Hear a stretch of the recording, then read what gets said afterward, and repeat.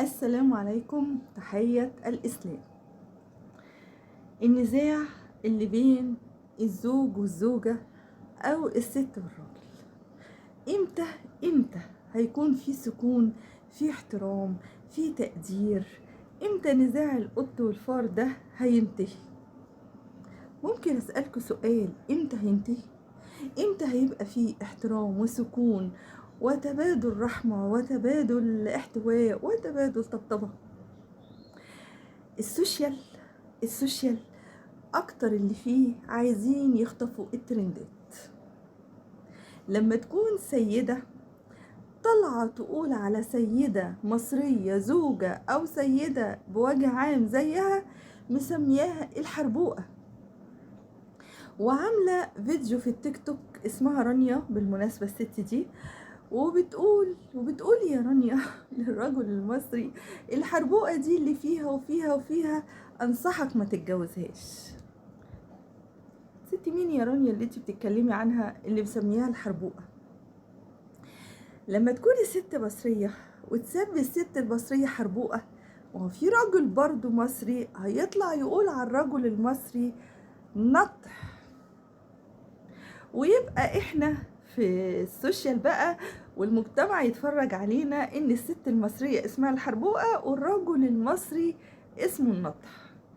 ينفع عشان نخطف المشاهدات ونكسب فلوس، نكسبها على تهزئنا، على تنقصنا؟ بقى الست المصرية اللي الدكتور وسيم يوسف قال اللي عايز يتجوز ست يتجوز المصرية، عشان المصرية جدعة بتتحمل كل المصاعب في كل الأوقات.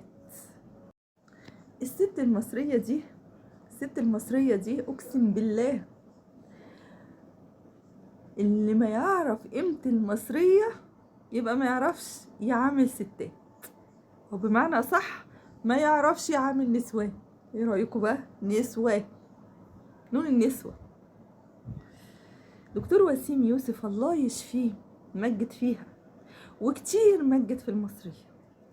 عيب بقى لما تكون ست زينا وتسميها حربوقة، لان هي مش حربوقة، ده هي الدلع وهي الشطارة وهي النظافة وهي البت الكاريزماتي، البت مضحكة لذيذة، البت اللي علمت الناس كلها، العرب كلهم. تيجي انتي وتقولي له حربوقة؟ طب ما هو كل دولة فيها حربوقة، ده لو على منطقك انتي. بس الحربوقة دي عندنا احنا نسبتها اقل من 250,000. تجيش انتي بقى تعممي عشان عيب، عشان عيب. مش عشان تاخدي مشاهدات، تاخديها على ظلم النساء. انتي بتظلمينا كده انا وغيري. مفيش ست في مصرية اسمها حربوقة، دي اسمها ام الرجال. الست المصرية دي اسمها ام الرجال، لانها بتصنع رجال بصبرها، تصنع رجال بصبرها. يلي قلتي عليها حربوقة بس، مش هقول اكتر من كده، عشان لو قلت اكتر من كده هلخبط فيكي. شكرا جزيلا.